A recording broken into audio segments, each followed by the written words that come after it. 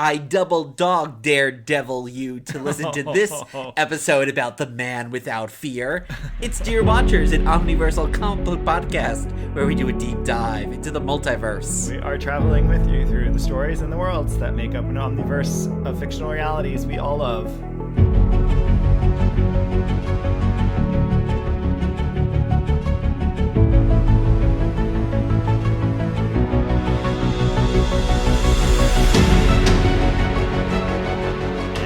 Watchers on this journey are me. I'm going with Batlin Guido. And me, Rob, the man without ear. Like Van Gogh. But it's not accurate. How do you know? The listener doesn't know that. I can see your ears. That's true. Okay, still, you spoiled it. Well, Batlin Guido, before we begin our little trip through the multiverse, what's happening in our little section of comic bookdom? Well, we're back again. And we're here with a classic. This is how we got our start. What if multiversal stories? So it's nice to return to it. I don't know when the last time we did a what if was, but it's been a while. Yes, we said what if we do a what if episode. And it's timely because of a TV show coming out in just about a month's time from when we're recording this. Mm-hmm. But in the meantime, a reminder that you can catch us on our alternating weeks at the Sleepover Retro Countdown Show, which also is a video podcast. But we appreciate you being here with us to talk about comic book multiverses. Yes, and if you're joining us for the first time, we have 3 parts of our journey through the multiverse today: origins of the story, exploring multiversity, and pondering possibilities. So thanks for coming along. And remember, we still value your 5-star reviews and you finding us on social media at Dear Watchers. And with that, welcome to episode 176, and let's check out what's happening in the Omniverse with our travels today's alternate universe.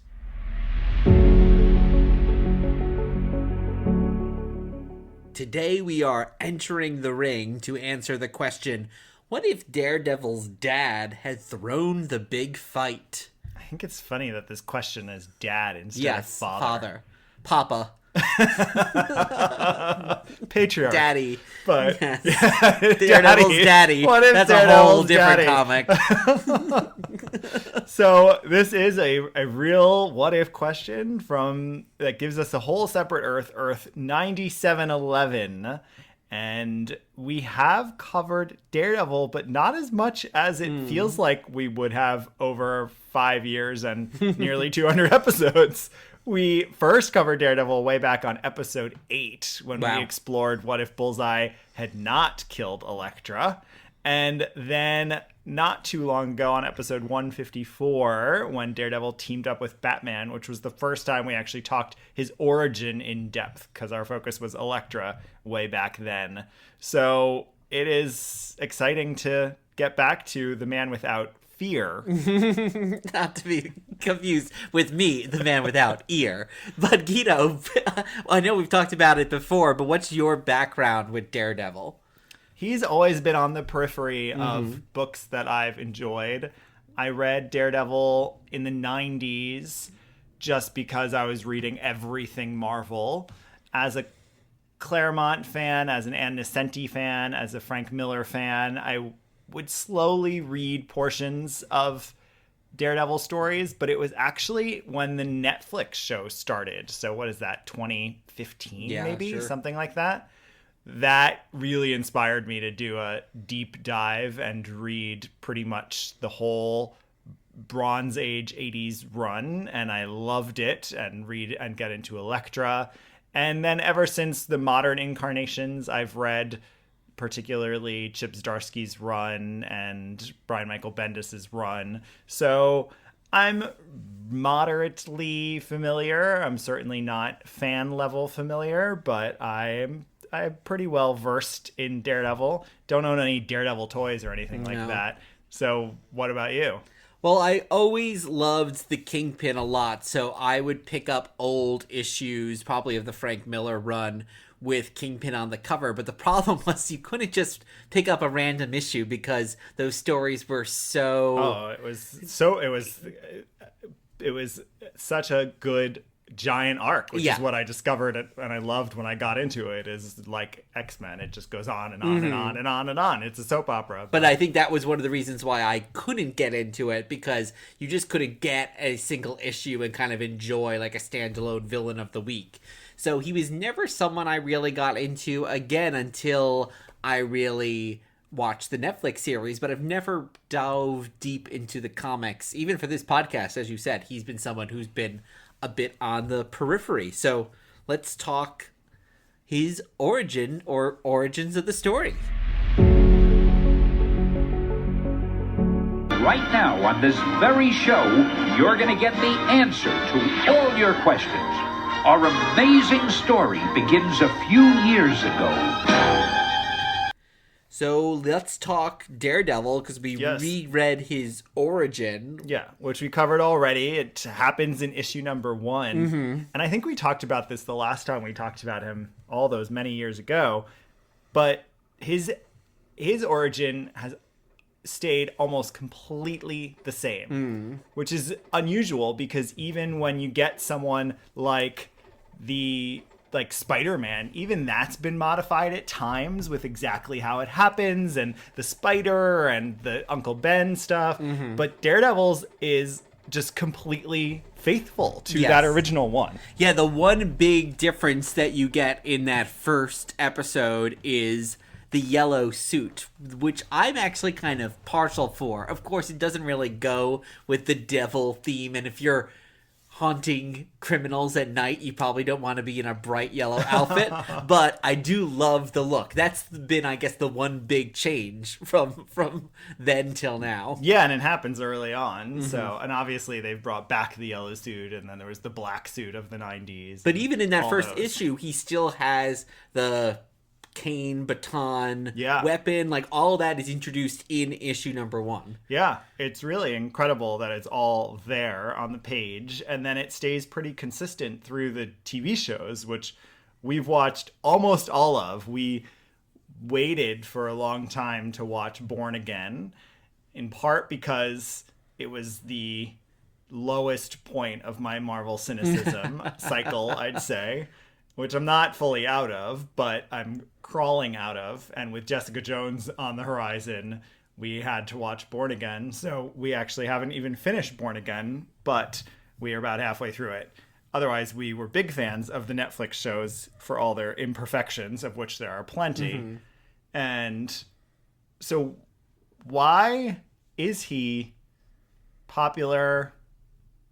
But he's an interesting level of popularity, because he doesn't break out. Like, even Iron Man blew up. Iron Man was a smaller character than Daredevil, but has blown up. So Daredevil's an interesting one, where if you pull someone off the street, have they heard of Daredevil? Maybe, but they probably couldn't tell you very much. If they can tell you anything, it's that he's blind, but that might be about it. Yeah. So he's an interesting... One of the reasons why I think Iron Man blew up, as well as, of course, Spider-Man has always been popular, and various members of the X-Men, is they have a lot of humor to their characters. And even then, when Thor kind of emerged or changed in the film versions, he had a lot of humor. Daredevil, both on the Netflix series and what I'd imagine in a lot of the comics, especially knowing Frank Miller. And in the Ben Affleck film. But knowing Frank Miller, like, comedy and Daredevil are not two things. He's like closer to Batman almost in demeanor in that way. Yeah, that is definitely true. Even his powers are very Bat-like, actually. Yeah, which is why he teamed up with Batman, as we covered just last year. But do you like him as a character? We've talked about our backgrounds, but do you like the character? Well, I think one of the things that is so key to the character is him having this disability, and the fact that other characters, if you think of Tony Stark, is a billionaire, so he doesn't have many disabilities.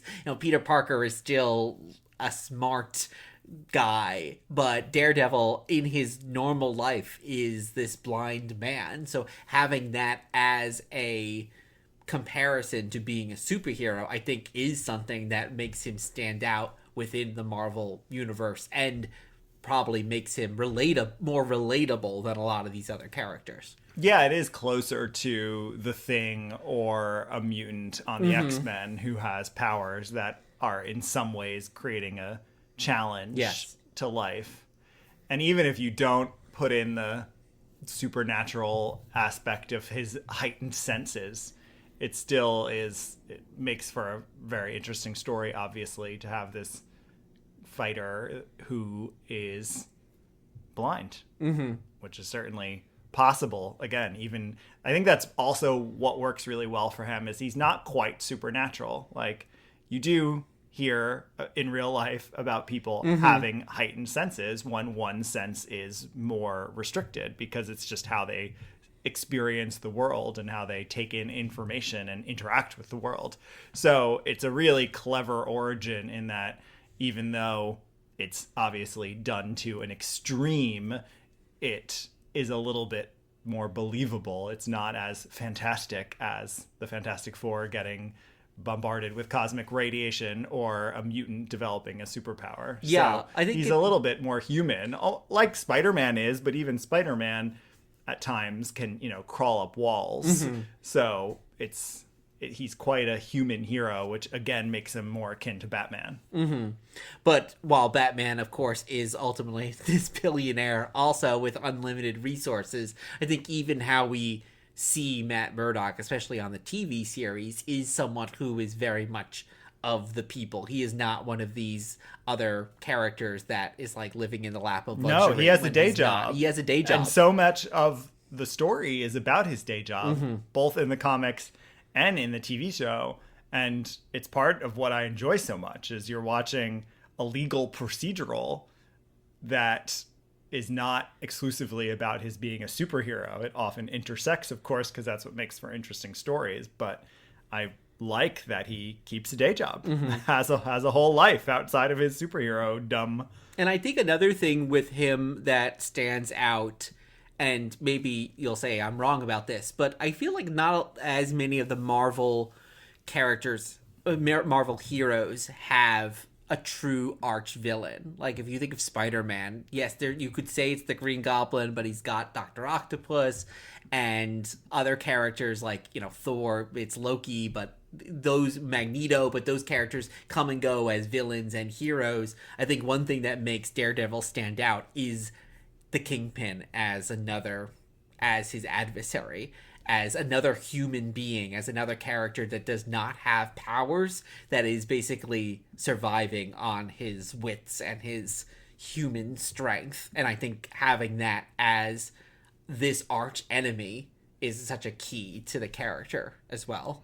Yeah, I agree, because as you mentioned in your background, Kingpin is a very popular character, and in particular with Vincent D'Onofrio's portrayal, I'd say he's become increasingly so. So it does make for a really good companion to Daredevil. So let's get into some twists to Daredevil's background. Yes, we'll talk about What If on Exploring Multiversity.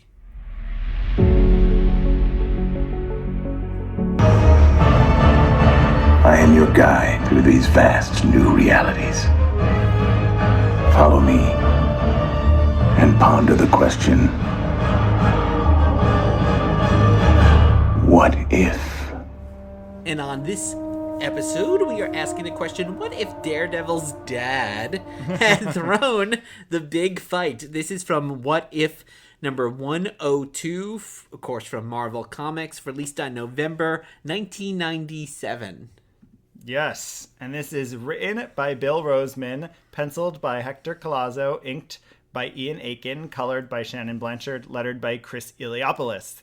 This is, of course, late in Volume 2 of What If, where there's not even a question on the cover, but this one actually does have a question on the inside gatefold that gives a full summary, which I love that they were doing.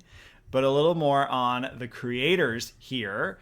So really fascinating to know that Bill Roseman is known mostly for editing. He only wrote 27 books. Oh, wow. And he is now one of the highest up in Marvel Studios people. Oh, wow. He's the vice president of gaming and edited almost every MCU movie and game adaptation, or edited on them. So he really transitioned from comics to the studios and video games, and it's cool to see a story that he created.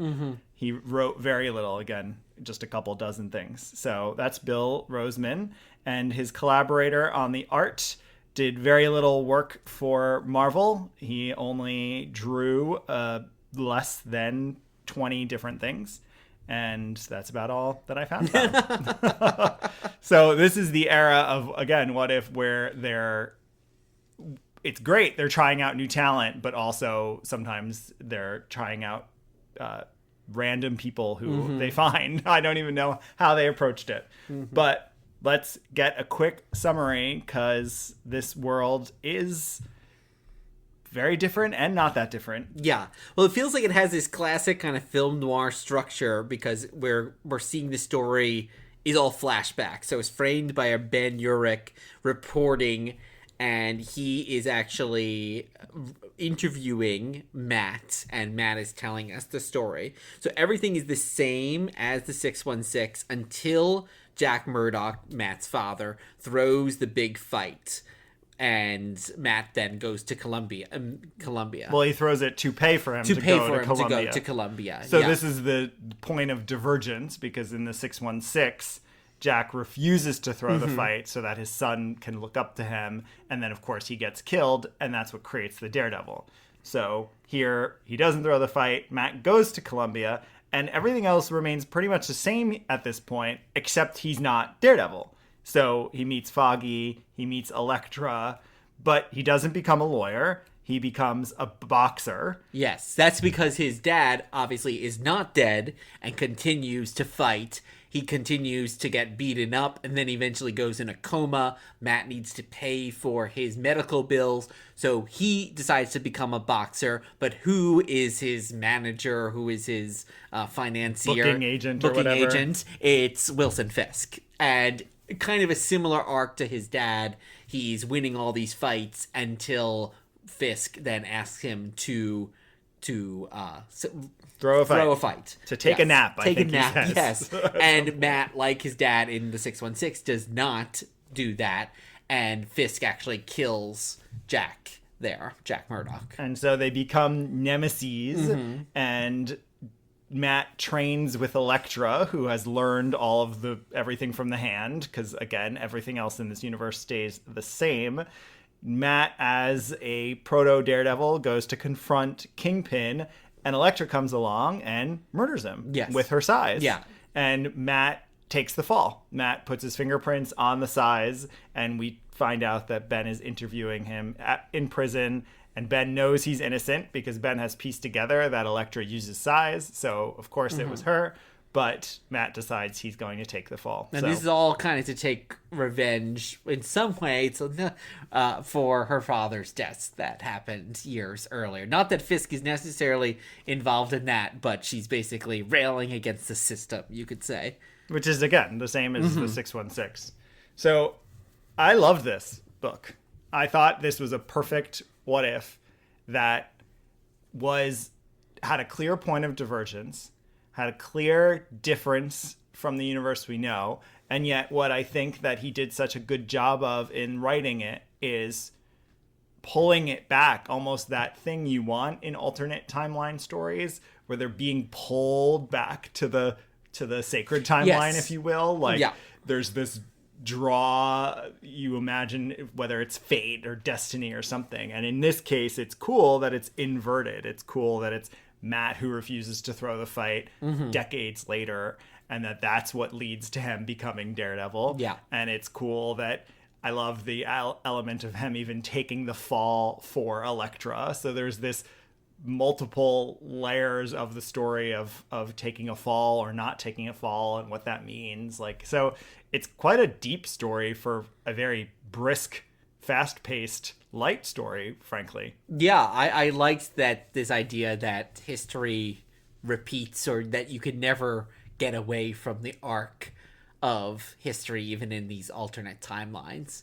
And I think one thing that's also that it does, kind of harkening back to the 616, is that as a boxer, Matt has to pretend that he can see. And that is basically what he does as Daredevil, only without a mask here. So I think like that is also a very smart decision, and it kind of plays with taking away kind of almost the Clark Kent-ness of Matt playing up his disability as we see in if we were in the normal universe. Yeah, and that's where it's really fun. I don't know if Bill Roseman was a huge Daredevil fan or just set out to do a good job of pulling in the essence of Daredevil's story into a pretty different story. But I liked it. The art was very typical 90s, rushed, like a little exaggerated. It's exaggerated and also lack of detail at the same time. Lack of detail. That's probably in the inking. Again, they were doing this cheaply, I'm sure, so it was not given the time or attention it could have been. There's several times with like Matt's face or Wilson's face or Elektra's face where like you just don't see hair. any facial details. And I think the same thing, with some of the story, as you said, is very brisk. So in fact, we're just told that Kingpin has killed Jack Murdock. We don't even see it. So we're just told in the next panel. So it's not, it's certainly not required that we see it. It's fine as is. But I almost found it ever so slightly jarring when I read it, where it was like, oh wait, he's dead already. Yeah. So do you want to continue in this Earth? Would you want to continue to see what happens next for this Earth 9711 Matt Murdock Daredevil who's imprisoned for Elektra's crime? No, because I think, as we said, it actually ultimately is not very different from the 616 in that way. Like, yes, he's not a superhero, but I could see this same plot applying to... I could see Matt in the 616 also covering up for Elektra and going to prison. Like, I don't think it's that different from what that character would ultimately do. Yeah, there's echoes of this in other Daredevil plot lines. I even feel like in the TV show there was echoes of this, of him covering for her at some point. So definitely it is so faithful to the 616, but it somehow avoids feeling like there are those what ifs that don't feel distinct enough. I'm not sure what it is about this one that he's able to achieve that balance so well, because essentially all it does is delay when he becomes Daredevil. But you're right, this creates a Daredevil story ultimately, and so there's not much further to go with it. So as much as I enjoyed it, I agree, I don't think there's anywhere else to go with it. Otherwise you're going to start retreading. Then you'll start to feel like you're retreading 616 story. Here it doesn't feel like it. No. It feels like a good pastiche, or whatever the word would be for what it's doing. But at the same time, as we've frequently encountered with past what ifs, they often do try to bite off more than they can chew in 30 pages. And I think they were very smart here to keep this story very succinct in that way, and not try to, I don't know, reinvent the wheel in that regard. Yeah, well, in some ways, because he's hewing so close to the 616, that makes it a little easier. I also like points of divergence, not only that are clear, but that have like a really interesting and compelling kind of butterfly effect. So this is such a simple thing. I guess it amounts to his father staying alive is ultimately what the question is. It's who cares if he throws the fight or doesn't throw the fight, but the point is he doesn't get killed. And we've seen that version of Spider-Man story being retold, where what if Uncle Ben had lived? That's an early what if also. So this is ultimately the same question, but I just like that something so small and simple has such a significant effect on the arc. A lot of similar DNA to that that issue that we've covered. I think it was one of our first ever issues, because that also is dealing with Spider-Man, Peter Parker being a boxer or a wrestler as well. So I felt a lot of similarity to that, also having this very strong convergence point, but also playing with the idea that the future or the different timelines are always going to be reached in one way or another. Well, and I think what's so similar is how important it is to these characters that these deaths motivated them. So in both cases, by removing the death, you had to get to the actual motivator. And in this case, it ends up being his death, but just years later. So I think it works really well. I really liked this What If and recommend it. Well, let's end by pondering some possibilities. Will the future you describe be averted? Guido, what are we talking about for our pondering possibilities? Well, we didn't follow up with a comic book because we're just at the start of the next phase of Daredevil in the MCU. So let's ponder that because we have Born Again Season 2 coming up again in about a month from when we're recording this. At the end of March, it's coming out. All we know, especially because we didn't get to the finale of Season 1 yet even, we know that Kristen Ritter's on. But we did go to New York Comic Con Charlie, where we saw Charlie Cox and Kristen Ritter. So we know that she's on it. We also know there's rumors, now these could be completely unfounded, but they are very fun to think about, that one direction they might be moving in is toward a Daredevil Spider-Man movie, and that they can actually use the Devil's Reign storyline with Wilson Fisk as mayor of New York to build toward that. And then obviously you could pull back in Luke Cage and have a lot of fun with that. But I think that's an interesting idea. So what do you want to see from Daredevil on the screen? Well, I think it's been great going back and watching Born Again now after giving a little bit of time, because it is so much more of a grounded MCU than we had been getting in a lot of other things. And I think for us, as two people who loved the MCU and then found it lost its way in some ways, I think a lot of that was because it was telling these bigger and bigger stories and was getting a little bit more convoluted. I like that this is really a very much a back to basics kind of story. I challenge that a little because I don't think it's that it's convoluted. I think it's that it's poorly executed and convoluted. Because I, in fact, see this season as Born Again as pretty convoluted.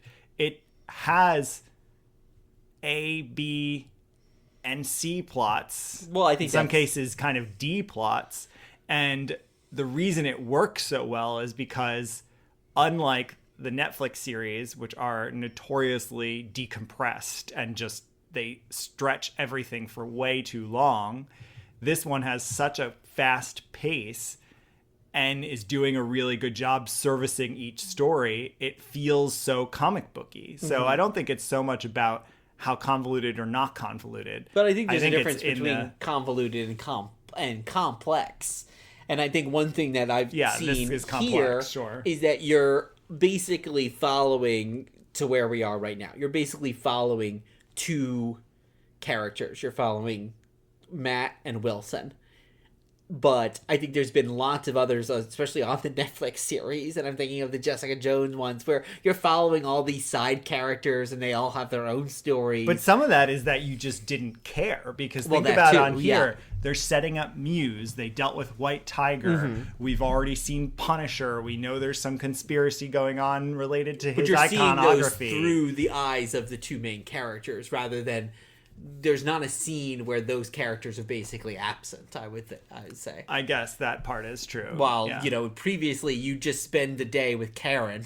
I know, yes. And it's like, okay, well, we don't care about this. I think trimming the fat of Foggy and Karen was a very good move here. But I agree, on the Netflix series, we would have spent a whole episode with Vanessa. Yes. And I love the Kingpin Vanessa storyline, but I don't need to spend 40 minutes with her or 40 minutes with John Bernthal just to learn where he is now and set up the special that's coming out for him later this year. So I think it is very efficient. I agree. But why do you find that this is a character now is on going into his fifth series has had an appearance. And this is going to be record breaking because he was renewed for a third season, and no MCU show has had a third season. Yeah. And is appeared in one movie, albeit like basically a cameo, as you mentioned, might have another movie on the horizon. Like, why do you think this character or Charlie Cox's performance has lasted when so many others have not? Maybe because, well, A, it's probably on the cheaper side, so that probably makes a difference. It's not as expensive as even like a Wonder Man could be if they wanted to keep telling his story, having just watched that and enjoyed that.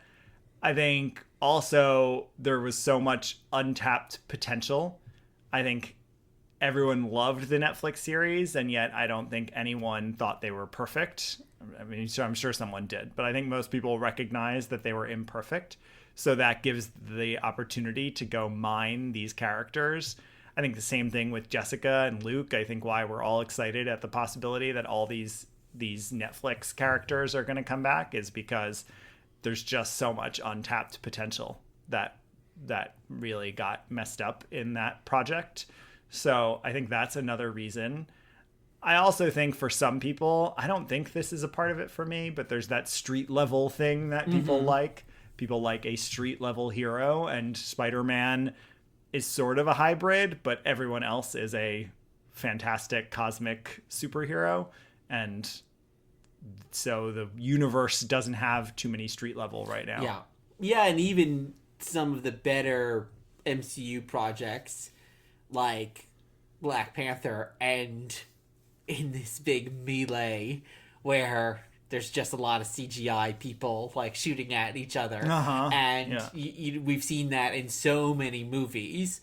And I think this is a series that obviously is never going to happen. And so I think in that way, as you said, the street levelness kind of brings it down to emotions and actors and stunt people, and less of a, obviously there's lots of CGI, but a less of an emphasis, at least on, you don't watch this and think, oh, I'm just watching people standing in front of a green screen, which is what you do if you're seeing most of the films. Yeah, I agree. So I think it's great. I think also Charlie Cox could have a long road in front of him based on his age and all of that. Like, I think almost like Tom Holland, right, would. I just think these are characters. Now, he might actually have a shorter road because he'll age out of the role unless they age Peter up. But I think Charlie Cox is the right age. He was young enough, but established enough in terms of his performance that he can keep playing this role for some time to come. And that sets up the future when we know a lot of the actors are not going to keep playing these roles after Doomsday and Secret Wars. So I'm excited. I think a Daredevil Spider-Man movie project would be really a cool way of revisiting the TV to movie arc. The only way we've had that so far is the Multiverse of Madness WandaVision connection. That's the only direction we've currently had the movies and the TV shows interact.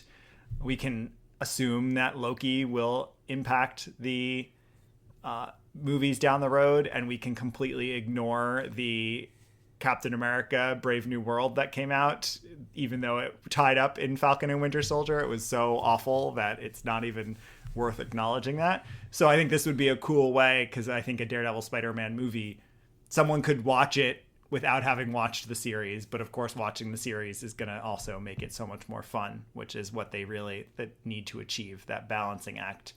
Whereas WandaVision, you'll have to have watched Vision Quest in order to see whatever happens next with Wanda. So anyway, don't know if it's going to happen or not, but I like that possibility. Yeah.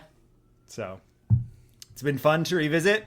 Maybe we'll visit Daredevil again soon. The other What If he has is about Karen Page, which neither of us are interested in. But there's a handful of others that we can always explore to learn more about our man without ears. I was trying to think of another homonym. Yeah. I don't know. What is another one? Man without cheer. Oh, yes, that's true. Sometimes he's a man without cheer. Or during January, he's a man without beer. So that is a wrap, dear watchers. Thank you for listening. I have been Batlin Guido Murdoch. And I have been Rob. The reading list is in the show notes. You can follow us online at Dear Watchers. And leave us a 5-star review wherever you listen to podcasts. We'll be back soon with another trip through the multiverse. In the meantime, keep pondering the possibilities.